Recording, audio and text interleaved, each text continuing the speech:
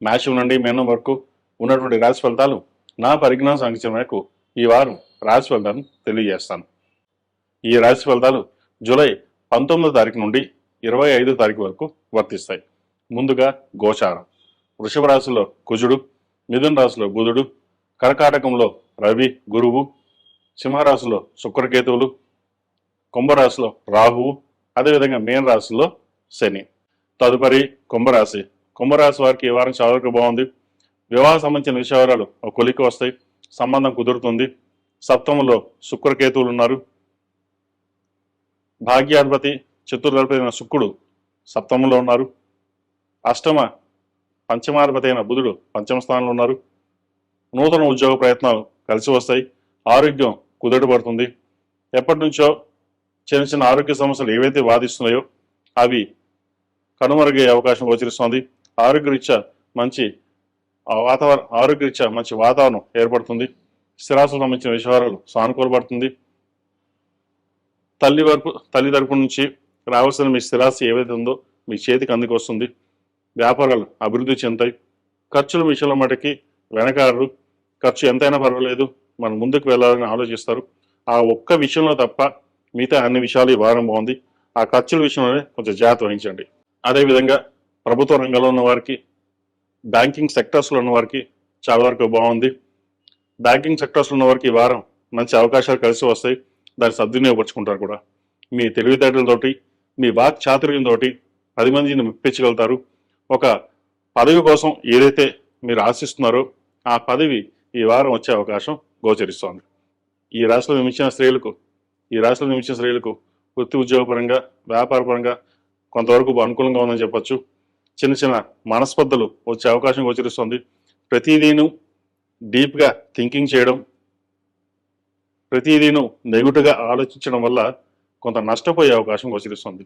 అన్నీ బాగున్నాయి, భగవంతుడు మనకు అన్నీ ఇచ్చాడు, కానీ మనసు వేరుగా ఆలోచిస్తున్నాం. ఎందుకు ఆలోచిస్తున్నాం అని ఆలోచన చేయండి. మనకున్న దాంట్లో మనం ఉండాం, చక్కగా ఓ దేవుడిచ్చిన దాన్ని సద్వినియోగపరచుకోవాలి. ఒకరి మీద మనకి ఈ ఆశ లేకుండా, ఒకరి మీద ఈశ్వరద్వేషాలు లేకుండా మనం బతకాలి, ఉండాలి అని ఆలోచనతో రావాలి. ఎందుకంటే మీరు చక్కగా ఆలోచించిన చెప్పుడు మాటలు విని తద్వారా మోసపోయే అవకాశం మీరే ఉంది. కాబట్టి ఏదైనా సరే 10 మంది 10 రకాలుగా చెప్తారు, కానీ ఎదుటి వాళ్ళు మంచి వాళ్ళ చెడ్డ వాళ్ళ ఆలోచించిన విచక్షణ జ్ఞానం మీకు ఉంటుంది. కాబట్టి అది అన్నీ ఆలోచించండి.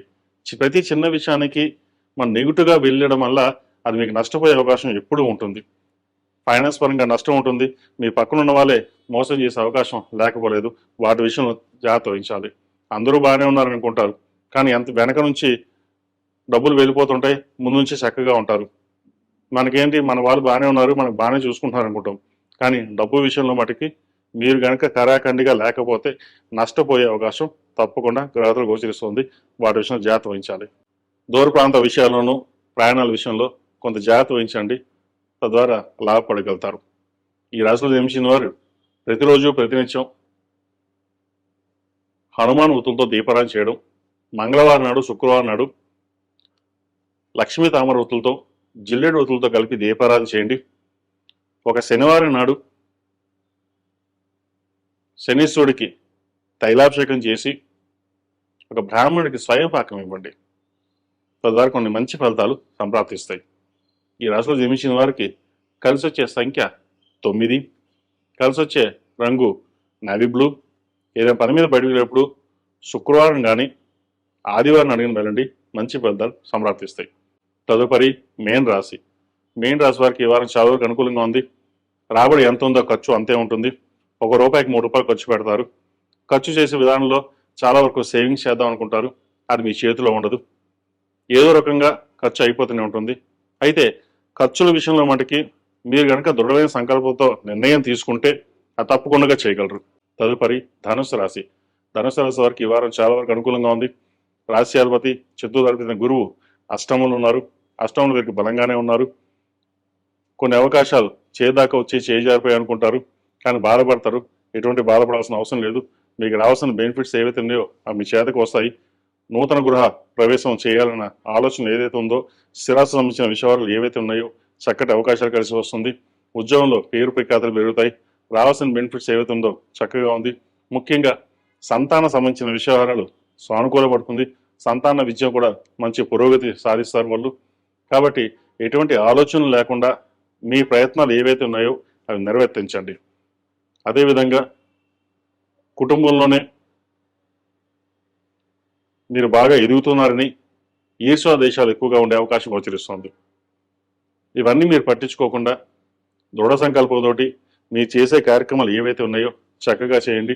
ముఖ్యంగా దైవ సంబంధించిన కార్యక్రమాలు ఎక్కువగా చేయడం వల్ల ఇటు వ్యాపారంలోనూ ఇటు ఉద్యోగంలోనూ మంచి స్థిరత్వం అనేది లభిస్తుంది. ప్రభుత్వ రంగంలో ఉన్న వారికి మంచి ఖర్చుబడతనంగా ఉంటుంది. దశమాధిపతి బాబు దశమాధిపతి అయిన బుధుడు సప్తమ స్థానంలో ఉన్నారు. అదేవిధంగా భాగ్యాధిపతి అయిన రవి కూడా అష్టమంలో ఉన్నారు. ఆరోగ్యం సంబంధించిన విషయాలు ఎటువంటి ఇబ్బంది లేదు. సెల్ఫ్ డ్రైవింగ్ విషయంలో కూడా చిన్న చిన్న ఇబ్బందులు ఉన్నా కూడా అవి సమస్యపోతాయి. ఈ రాశిలో జన్మించిన విద్యార్థులు చక్కటి అవకాశం అని చెప్పచ్చు. అర్ధాష్టంశ నడుస్తున్నప్పుడు కూడా పంచమ వ్యయాధిపతి అయిన కుజుడు షష్టమంలో ఉన్నారు. విదేశీకి సంబంధించిన విషయాలు, సాఫ్ట్వేర్ సంబంధించిన విషయాలు, టెక్నికల్ సంబంధించిన విషయాలు, సినీ కళారంగం సంబంధించిన విషయాలు, అడ్మినిస్ట్రేషన్ ప్రభుత్వ రంగం కోసం ప్రభుత్వ ఉద్యోగం కోసం ప్రయత్నం చేస్తున్న వారికి సివిల్ సర్వీసెస్ కావచ్చు, ఏ ఇతరత బ్యాంకింగ్ సెక్టర్స్లో కావచ్చు, ఏదైనా సరే ప్రయత్నాలు ప్రారంభించండి. ఇప్పటి నుంచి మీరు ప్రారంభిస్తే ప్రభుత్వ ఉద్యోగం రావాలి చెయ్యాలన్న పట్టుదల ఏదైతే ఉందో అది నెరవేరుతుంది. ఎందుకంటే జాతకరీత్యా గోచారీత్యా ఒక 50% ఉంటే మిగతా 50% అనేది మన మీద డిపెండ్ అయి ఉంటుంది. కర్మానుసారైన మన కర్మకి మనమే బాధ్యులం. మనం ఇది చెయ్యాలి అనే దృఢ సంకల్పం అనేది మనకు ఏర్పడాలి. 10 మందిలో గౌరవంగా ఉండాలి. మీరు అలాగే కోరుకుంటారు. ఏదైనా సరే గౌరవప్రదమైన జీవితం ఉండాలి అని ఆలోచిస్తారు.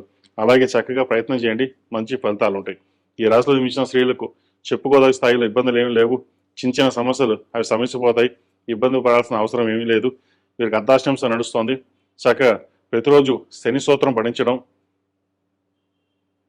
ఓం నమస్తే ఒత్తులతోటి, ఓం నమో నారాయణ ఒత్తులతోటి దీపారాధన చేయండి. ప్రతిరోజు మణిదీప వర్ణన చదవడం కానీ వినడం కానీ చేయండి. లేదా ఖడ్గమాల సూత్రం వినడం కానీ చదవడం కానీ చేయండి. తద్వారా మంచి ఫలితాలు సంప్రాప్తిస్తాయి. శనివారం నాడు కానీ మంగళవారం నాడు కానీ ఆంజనేయ స్వామి వారికి ఆకుపూజ చేయించండి. తద్వారా సంతానం యొక్క అభివృద్ధి, భాగస్వామి యొక్క ఉద్యోగాభివృద్ధి చక్కగా మంచి ఫలితాలు సంప్రాప్తిస్తాయి. ఈ రాశిలో జన్మించిన వారికి కలిసి వచ్చే సంఖ్య 6, కలిసి వచ్చే రంగు ఎల్లో. ఏదైనా పని మీద బయటకు వెళ్ళేప్పుడు శుక్రవారం నాడు కానీ బుధవారం నాడు కానీ వెళ్ళండి. మంచి ఫలితాలు సంప్రాప్తిస్తాయి.